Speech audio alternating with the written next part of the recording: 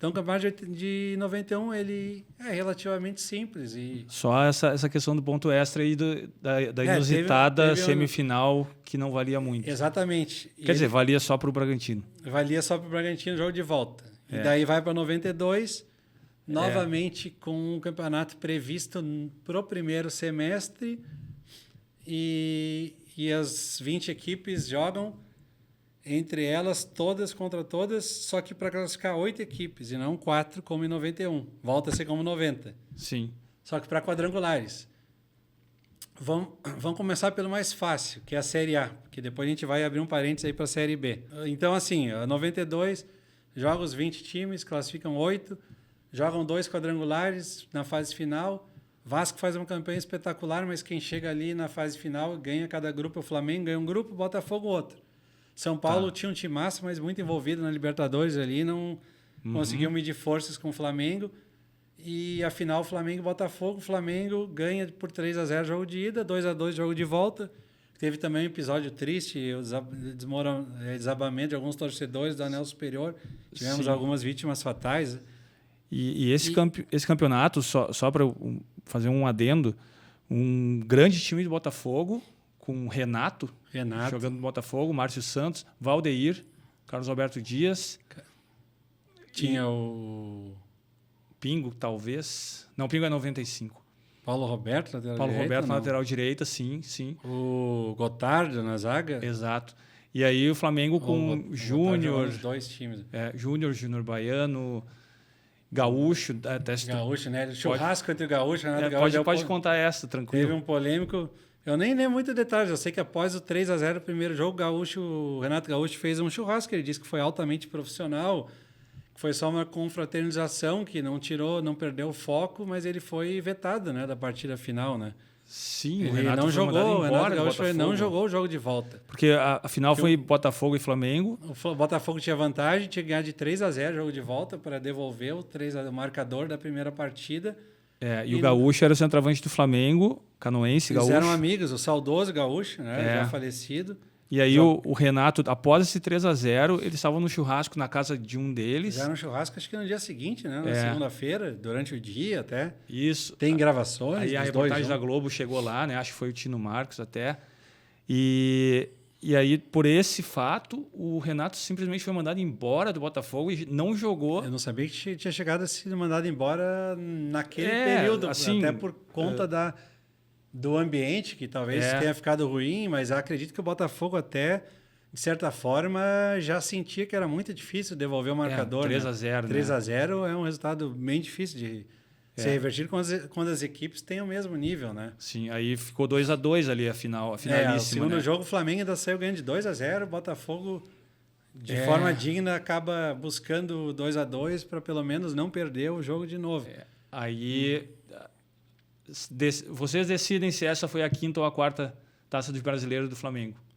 Isso. E o que eu acho importante falar sobre 92, que apesar de ser um campeonato simples e de pouca confusão, ele tem um problema na Série B. A Série B, tu pode até falar um pouquinho também, a Série B, do nada, a gente tem aí o acesso ao invés de 2 equipes, a manutenção de 20 clubes na Série A. A Série B promove 12 equipes para a Série A de 93. Foi chamada de série classificatória. E em 93 a gente vai ter 32 equipes na primeira divisão. Ou seja, pontos corridos de volta ou não? Ou a fórmula é criativa de novo? Não, tem formulismo em 93, mas em 92, né, para não deixar passar batida, a gente sabe que pesou muito o fato de ter o Grêmio na Série B. Uma equipe grande, ela não podia ficar de fora, eles não queriam. Acho que fariam com qualquer outra equipe, né? Não por ter sido o Grêmio. Mas que era o começo da história do rebaixamento. Era o começo da história do rebaixamento. O futebol brasileiro não era sério. Acho que ainda não é totalmente sério, mas era pouco sério. E fizeram, então, um campeonato de 93 com 32. O que chama a atenção é o seguinte. Eles dividem em 93 com... Os 32 times são divididos em 4 grupos de 8. Só que ali nós temos 2 grupos principais, que são 16 times, que fazem parte, digamos, de uma elite, que estão protegidos do rebaixamento, e 2 grupos de 8. Esses aí pagaram o pato. Eles tinham que entrar num grupo de 8 e ficar pelo menos entre os 4 primeiros, porque cairiam 4 times de cada grupo desses aí, as chaves C e D. Então, por exemplo, dos 32, caíam 8 e não subia ninguém. Em 94 a gente teria 24 times, tivemos no caso, Sim. com essa movimentação para baixar drasticamente de novo o número de participantes. Sim, porque subiram 12 em 93. E o detalhe é o seguinte, obviamente, como já previsto, o Grêmio não só subiu, como também já integrou um dos grupos principais. Esses 2 grupos de 8 times classificavam 3 times de cada chave para fase final, que eram 2 quadrangulares, assim como 92.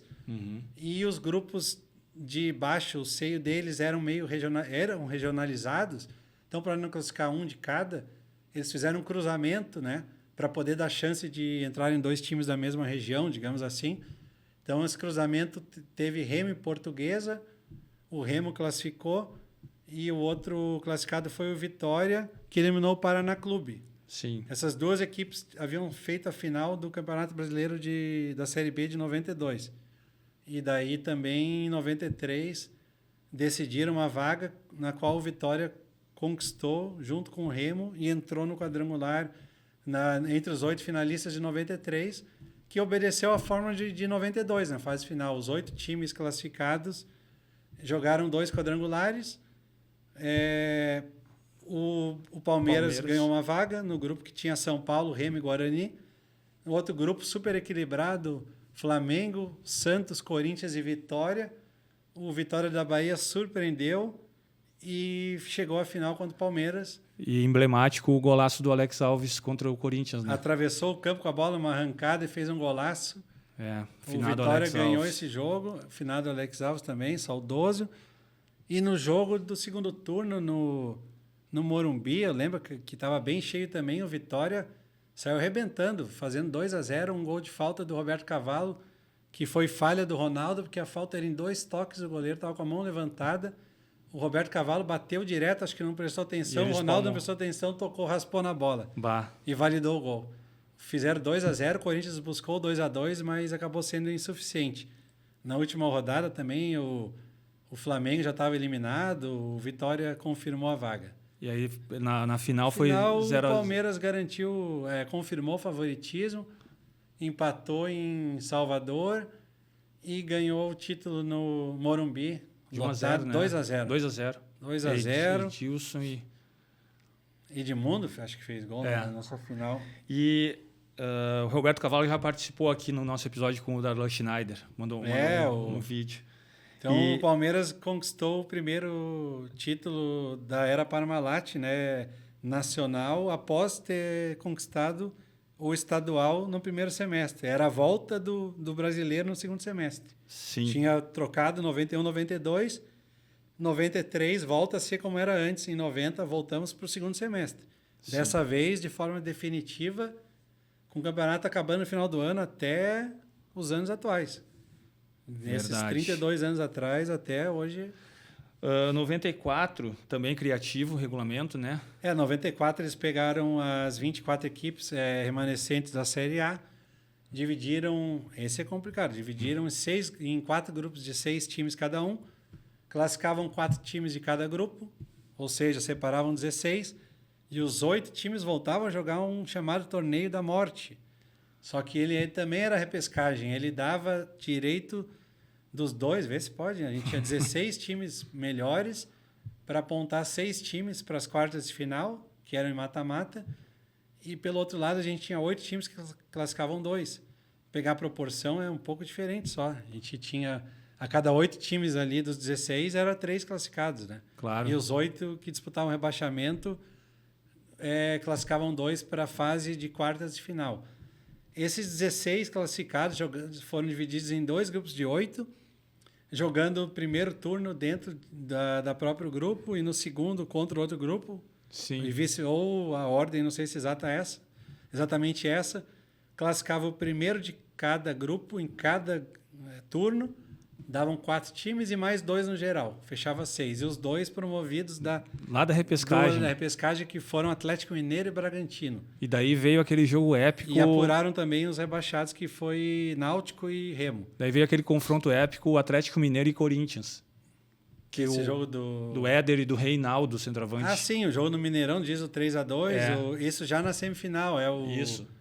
Não, nas quartas, eu acho. Não, o Atlético Corinthians foi na semifinal. Na semi. Semi, nas quartas de final, o Corinthians ele vinha mal ali. Na verdade, que ele teve um saldo de gols negativo nessa fase. Ele acabou, acho que o campeonato vice-campeão com saldo negativo.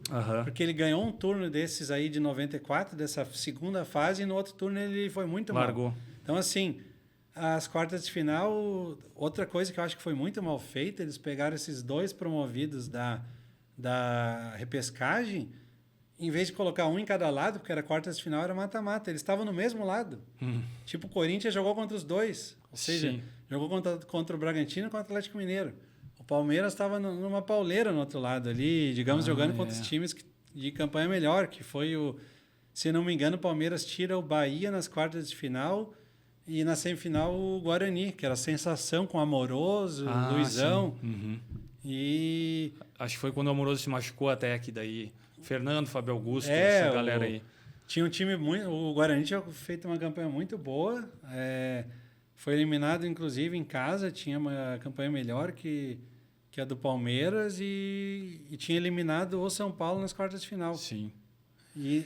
E na final, Palmeiras e Corinthians, em 2 finais, ambas elas no Pacaembu. Não sei porque a final não foi no Morumbi aquele ano, sinceramente não tenho uma memória sobre isso, mas o Palmeiras ganha o primeiro jogo por 3-1, praticamente aniquila o Corinthians ali, que o Palmeiras tinha vantagem, o Corinthians teria que ganhar de 3-0. O segundo jogo no Pacaembu, com torcida do Palmeiras em maioria, e ali o Corinthians sai fazendo 1-0, dá uma pequena esperança, gol do Marques, num rebote de falta do Marcelinho, e o Rivaldo, no segundo tempo, empata e decreta o título. Sim. Interessante falar também nesse confronto, porque hoje a gente tem uma final entre essas equipes, né?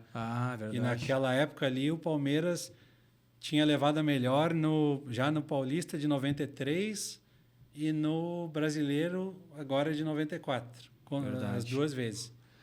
E, então, 94 teve formulismo bem significativo, né? 95, só pela questão do tempo aqui, 95 foi relativamente normal. 95 foi um campeonato normal. E aí, 95, acho que classificaram... a gente teve... Os campeões dos grupos e semifinal. 95 a gente teve, se não me engano, eram 24 também, porque tinham descido Remo e Náutico, subido Juventude e Goiás, de 94 para 95. Sim. 2 grupos de 12... cada turno, aquele mesmo esquema, turno dentro do próprio grupo, um cruzando um grupo contra o outro, então jogava todos contra todos, só campeão de cada turno de cada grupo, semifinal, Botafogo e Cruzeiro, e do outro lado, semifinal Fluminense e Santos, semifinal épica, o Santos reverte uma vantagem ali do Fluminense, né? De 4-1 para 5-2, isso, um agregado de 6-6, acho que foi, o Santos tinha vantagem, e na final o Botafogo passa Santos, pelo Cruzeiro, Botafogo e Santos é uma final polêmica também, porque a gente não tinha VAR, e tivemos impedido, gols do Túlio, que me perdoe, o Túlio volta e meia está ali curtindo as fotos também, mas o Túlio fez um gol impedido, e o gol do Santos, o que valeu, alguém tinha levado com o braço, cara, foi o Capixaba, se não me engano, fez o gol com o braço, porém... Os 2 gols do empate 1-1 foram irregulares, o Botafogo havia ganho em casa. Tem um gol do Camando Caia. Que deveria ser validado. Que deveria ser validado após falta, batida pelo Marcelo Passos, cruzou, ele raspou de cabeça, estava na mesma linha, posição legal, foi anulado. Seria o único gol legal do jogo. Então, ali o Márcio Rezende de Freitas começa a ficar marcado como um vilão de brasileiros ali, já com 95... com protagonismo que não deveria ter, né? Sim. A gente vai, em outra ocasião, voltar a falar desse árbitro, né? Que também foi pivô de outra confusão. Teve, aí, 96, 24 times, de novo. O fato não relacionada ao título desse campeonato é que teve algum escândalo de corrupção com arbitragem, alguns indícios de suborno que, pelo que eu consegui ver, não foram necessariamente sentenciados na justiça. Não sei se tu lembra disso. Sei que os dois que eram para ser rebaixados em 96 não foram. Que eram Fluminense mais Bragantino? Fluminense mais alguém. Acredito que tenha sido Fluminense e Bragantino. Não aí, teve rebaixamento em 96. Aí classificaram-se 8. Tem uma célebre, uma muito significativa declaração do Filipão, que era treinador do Grêmio à época. E uma repórter perguntou para ele: e aí, Filipão, em qual posição você quer se classificar entre os 8? Ele falou daquele jeitão: minha filha, eu quero me classificar. Depois eu vejo. E aí, esse pragmatismo aí resultou... ele classificou em 6º o Grêmio, tirou o Goiás, que havia sido 3º. Uma campanha... Goiás não, desculpa. Goiás ele tirou na semifinal. Ele tirou o Palmeiras, que havia sido 3º. Uma grande rivalidade na época, que já vinha desde a Libertadores de 95. Copa do Brasil de 96, que o Grêmio foi prejudicado pela arbitragem na semifinal. E daí, no Brasileiro, enfim, o Grêmio se vinga do Palmeiras, 6º tirando 3º, e o Grêmio pega...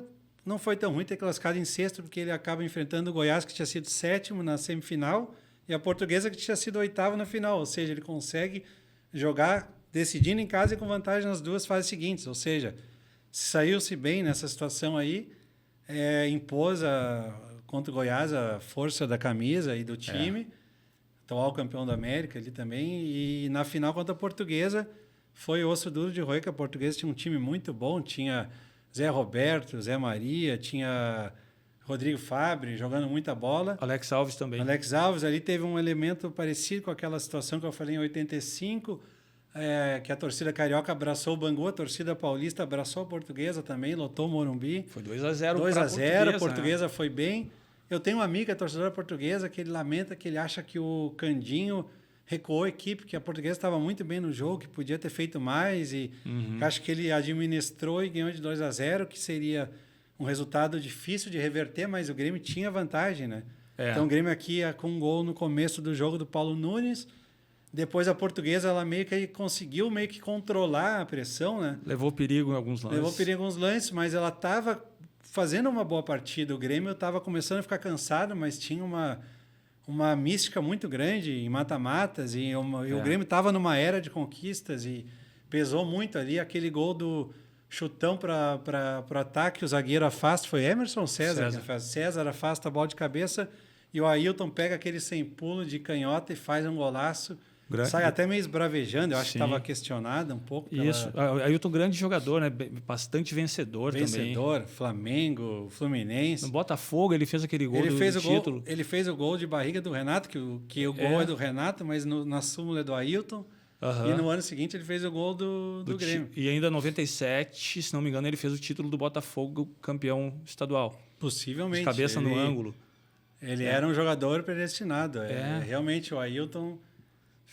Tem uma boa entrevista dele, eu acho que é só resenha o nome do podcast, que muito legal a entrevista lá do Rio. Vou dar Depois eu te mando. O Ailton é um jogador emblemático também.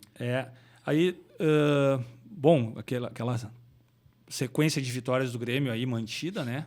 O Grêmio ganha o Brasileiro, que de fato também é um fato relevante que, apesar de várias confusões e algumas polêmicas, conforme até ouvi na rádio ontem, foi o último título de um time gaúcho, o último título brasileiro.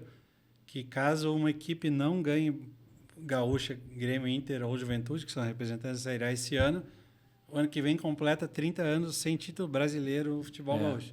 E vários vices aí, né? É verdade. 97, 26 times, porque ninguém caiu. E quem subiu, subiu.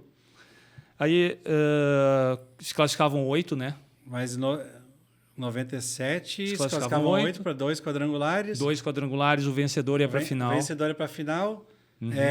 O melhor campanha tinha sido do Vasco. O Inter ficou em segundo no geral, porém o Vasco confirmou ali a favoritismo e ganhou a vaga na final. No outro grupo, Porém, o Palmeiras, que vinha numa campanha pior que o Inter, foi o classificado para a final. O Inter fez um time interessante, um time que não era tão não tinha tanto brilho no papel, mas um time bem coeso. Ali tinha Sandoval, Fernando, Fabiano, Christian. O Inter acabou não classificando para a final. Era o André no gol também. O André no gol, bom time. Gamarra, acho que estava no time já. Gamarra, 97 eu acho que saiu na conquista do Gauchão e aí a zaga ficou Marcão e Regis. Ou talvez sim, porque o Gamarra no Corinthians só jogou em 98. Mas ele foi para a Europa. Ele teve O brasileiro não jogou pelo Inter. Bom, bem observado, isso eu não lembrava. Então, assim, ou era Márcio e Regis ou era Marcão e Regis, a zaga. O Marcelo Rosa também jogava nesse meio campo aí com o Arilson. Isso, o Arilson estava o Arilson estava no Inter, exatamente. E esse título tem tem dois fatos curiosos. A gente teve um jogo na Portuguesa, acho que classificou também. A gente teve um jogo Juventude Portuguesa que foi no Olímpico. Isso. Que registra um dos piores públicos da história do brasileiro. Pouco mais de 1.000? Um jogo assim, não, acho que teve menos. Foi um público irrisório, o jogo não valia nada, era de uma dessas... Desses quadrangulares. Dos quadrangulares, acredito que da chave do Inter e do... Não, a chave do Inter era Santos, Inter, Palmeiras e... Atlético Mineiro. E a outra era Vasco... Juventude Portuguesa e... alguém. Final, jogo de ida, 0x0, jogo de volta 0x0. Jogo de ida... em São Paulo, Edmundo toma um cartão amarelo. Entra um jogador do Vasco ali e já direto vai no ouvido do Edmundo. Provoca o segundo amarelo. Tu tem que ser expulso. Com 2 amarelos consegue um efeito... O Edmundo toma um vermelho e um efeito suspensivo. O Edmundo entra em campo e consegue jogar o segundo jogo que não deveria ter jogado. Tendo sido expulso na ele primeira. Foi expulso no primeiro e jogou o segundo. Por 2 amarelos, 0x0.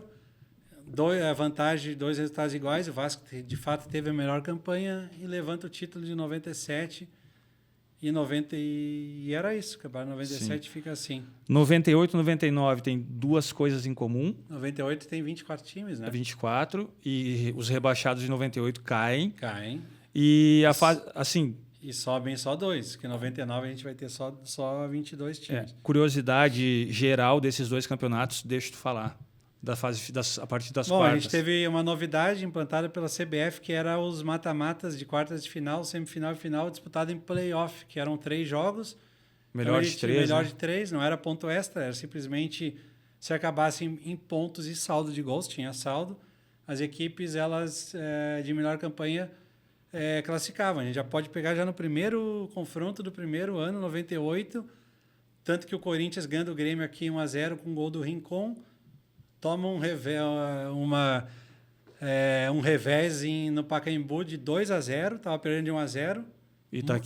Clóvis. Itaqui faz um golaço de falta do meio da rua e o Clóvis meio de voleio, assim, numa jogada do Rodrigo Mendes. Muita gente ali na época também falava que o Corinthians deveria ter segurado 1x0 e ir para o terceiro jogo jogando pelo empate. Então ali o Grêmio não classifica, porque ali são ficou 2x1? Não, foi 2x0. 2x0, né? Ficou 2x1 no número de gols. O Grêmio vira pelo saldo em cima do Corinthians e joga pelo empate o terceiro jogo. No Pacaembu, um jogo bem encrespado, difícil, jogo duro.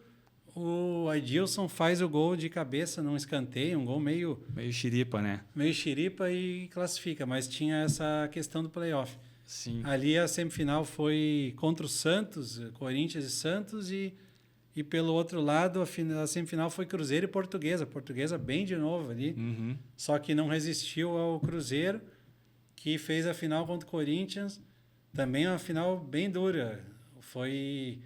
Acredito que foi os 2 primeiros jogos empataram, 2x2 no Mineirão, e empatou também no Morumbi, e no jogo final 2x0 para o Corinthians, e o Corinthians acabou sendo campeão. Eu acho que estava o Miller no Cruzeiro nessa época. Fez até gol no final, estava 2x0 para o Cruzeiro no Mineirão.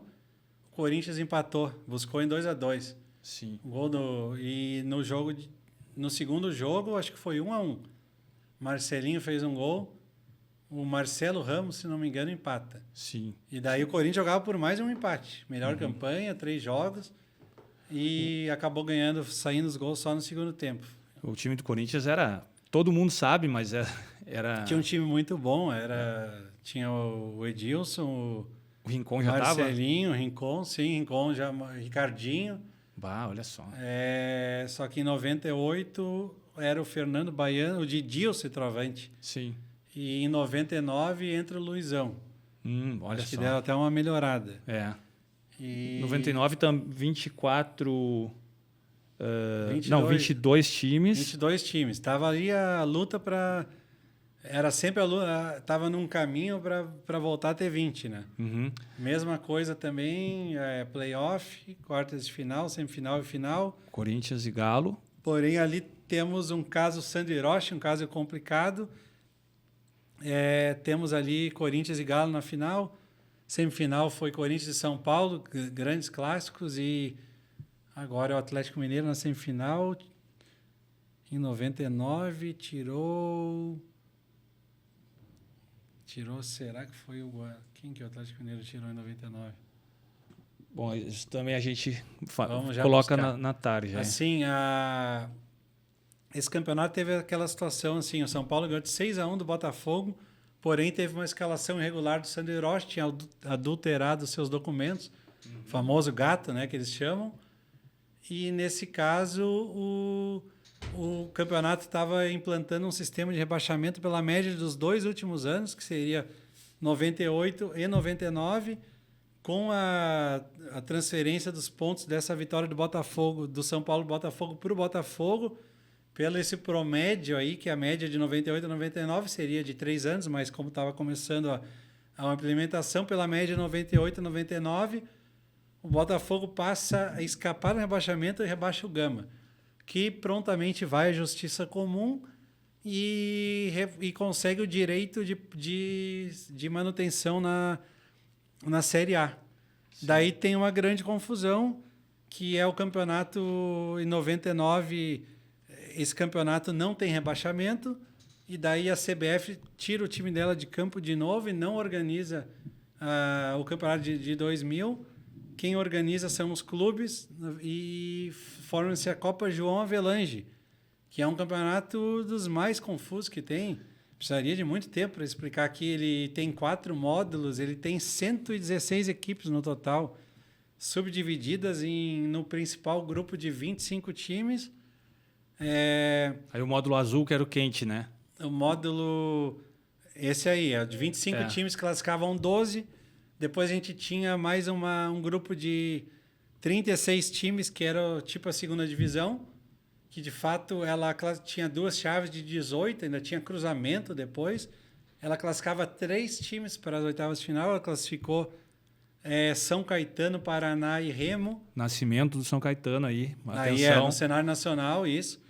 E ainda os grupos inferiores que tinham mais 2 chaves, uma com 28 times e outra com 27. Alguém deve ter desistido de jogar, alguma coisa aconteceu ali, com cruzamentos e tudo mais, que saiu malutron, ou seja, na soma, de certa forma, essas 116 equipes podiam ser campeão da Série A. Isso, por isso que o número de participantes é esse. Se for considerar, é 116, exatamente. E teve só a Série A aquele ano. Teve só a Série A. Ali você tem as oitavas de final, volta a ter umas oitavas de final depois de vários anos, acho que talvez oitavas de final mesmo, mata-mata, desde aquele de 86, que foi a final São Paulo e Guarani, não havia acontecido. Então a gente tem umas oitavas de final, quartas de final, semifinal e final.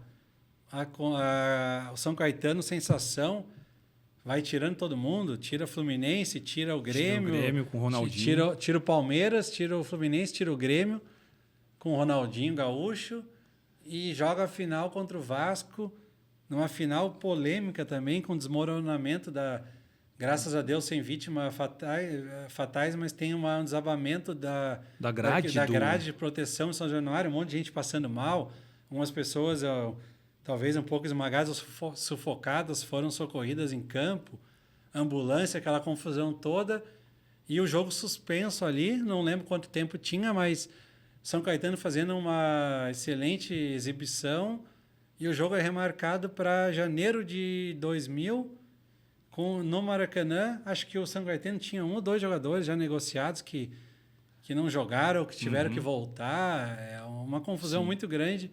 O Vasco entra com uma camisa com patrocínio do SBT, que nem o Silvio Santos sabia que existiria naquele coisa caso. do Eurico, né? E porque a Globo criticou bastante ali a condução da quase tragédia ali pelo Vasco e pelo Eurico. Eurico Miranda naquele, até alguns jogadores do Vasco também já em podcast falaram que foi uma surpresa. Eles entraram no vestiário quando olharam as camisas penduradas do SBT. Vasco tinha um timaço também com o Romário ainda em boa forma, Juninho Paulista, Juninho Pernambucano. Né? Felipe, era de fato... Júnior Baiano também estava. De fato era até mais time que São Caetano. Elton não ainda. Elton, não sei se sim, acredito. Então o Vasco ganha esse título. Jorginho, lateral direito.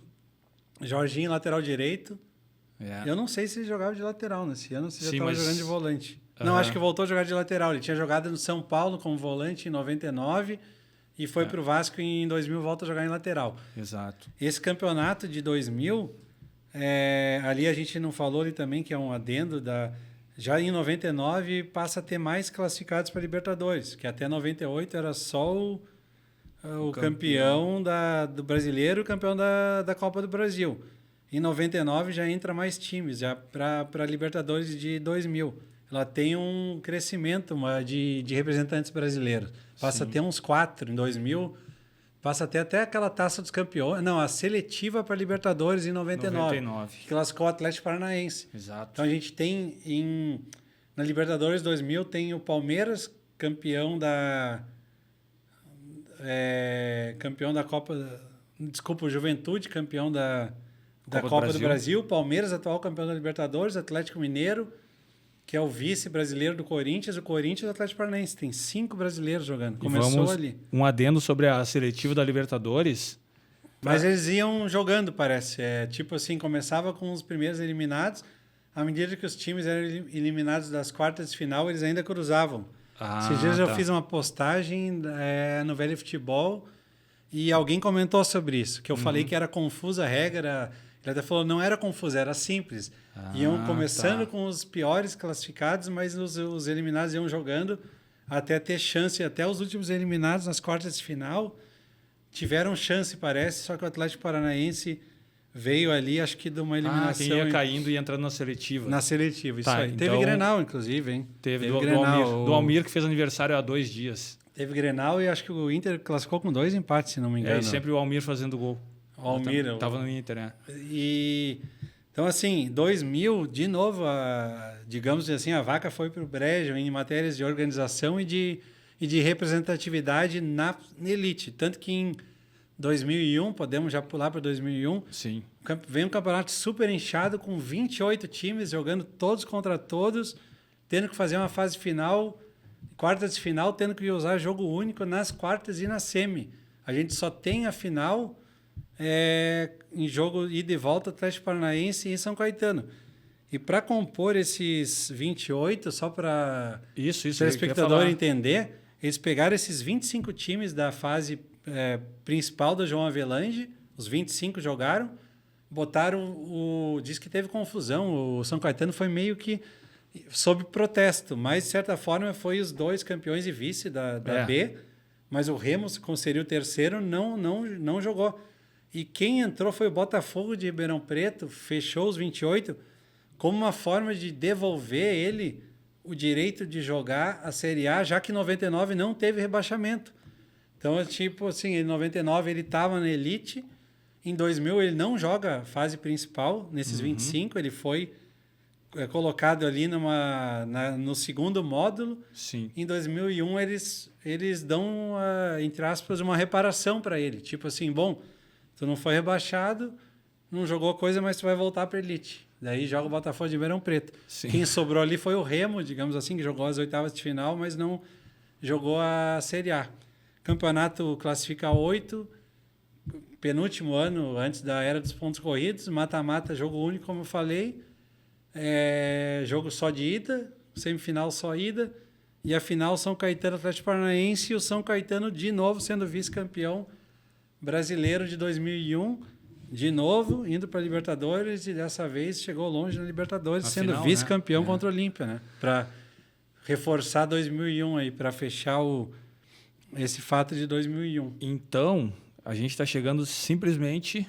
no final da era dos pré-pontos corridos, que vai terminar com o Campeonato Brasileiro de 2002. E o que tem sobre ele? 2002, a gente tem 26 participantes. Ali já tinha rebaixado em 2001. De novo, rebaixaram 4, subiram 2. Então, a gente tem ali já de novo caminho para diminuir os participantes. Mas ainda tem 26 participantes. Jogam todos contra todos, classificam 8 para a fase final. Primeiro contra oitavo, aquela cruzamento lógico de quartas de final. Primeiro contra oitavo, segundo contra sétimo, terceiro, sexto, quarto e quinto. O Santos classifica em oitavo. O último campeonato antes pontos corridos, não podia ser diferente. Um time, no caso, que fez a pior campanha dos classificados foi campeão. Claro. Sob o comando do Leão, os meninos da Vila, segunda geração, com Diego e Robinho, ganharam as quartas de final do São Paulo, que havia sido primeiro, estava invicto, não sei quantos jogos. O Santos tira o São Paulo nas quartas, o Grêmio na semifinal e o Corinthians na final, em 2 jogos no Morumbi, e conquista o título brasileiro. O último definitivo do pré-pontos corridos. Sim, e até ali o primeiro título brasileiro do Santos. Depois a contagem... O primeiro seria de 71 para cá. Sem contar, no caso, a unificação. Só para fechar, não querendo entrar na questão dos pontos corridos, mas ali a gente tinha 26 times em 2002, né? Uhum. Rebaixaram 4, cumpriram o rebaixamento, subiram 2. Então, a gente, em 2003 e 2004, pontos corridos, tem 24 times. Em 2005, aquele campeonato polêmico, né? Por que 2013 e 2004 tem 24? 24 times. Então, eles começou com 24, porque eles não tinham como rebaixar muitos times. Isso ia gerar muito protesto, sobretudo os times pequenos. Uhum. Eles rebaixaram dos 26, 4, subiram 2. Então, a gente teve 24 times na Série A de 2003. 46 rodadas, um campeonato gigantesco, que o Cruzeiro ganhou com mais de 100 pontos. E 2004 também mantiveram a 24 times, caindo 4 subiram 4. Ah, tá. Beleza. Não minto, 2003 caíram 2 só, e subiram 2. E continuou 4 em 2004. Daí, em 2004, começa a cair 4 times. Tá bem. 2004 cai 4 e sobe 2. 2005 a gente tem 22 times. Campeonato polêmico, remarcação de jogos, mas de fato 22 times. Então a gente tem aí 42 datas, é isso? 21 vezes 2. E em 2006, enfim, a gente tem 20 times na Série A até agora. A gente está indo para o 20º campeonato consecutivo com 20 times. Nunca mais mudou isso. Sim. Pessoal, fazendo aqui mais um balanço.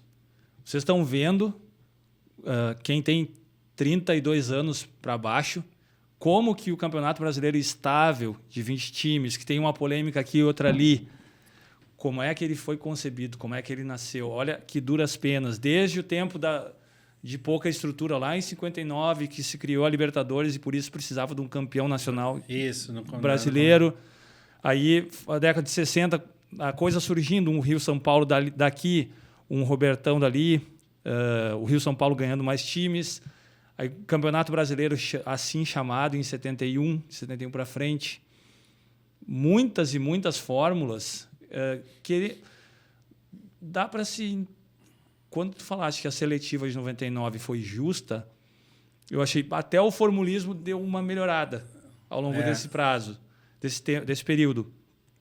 E, finalmente, para 2002, foi um campeonato também sem muitas intercorrências e o último que teve final. E, a partir dali, o Campeonato Brasileiro ficou estável. Mas... Aquela seletiva, acredito que ocorreu até pelo fato de serem os times eliminados das quartas de final. Como tinha quartas de final, era difícil de enumerar quem seria ali o quinto, tudo. Preferiram fazer tipo um mata-mata mesmo para botar eles para jogar, para ser em campo ali, e não por uma campanha melhor. Então, mas é isso. Edu, falamos aqui da fundação do Velho Futebol, da página Velho Futebol.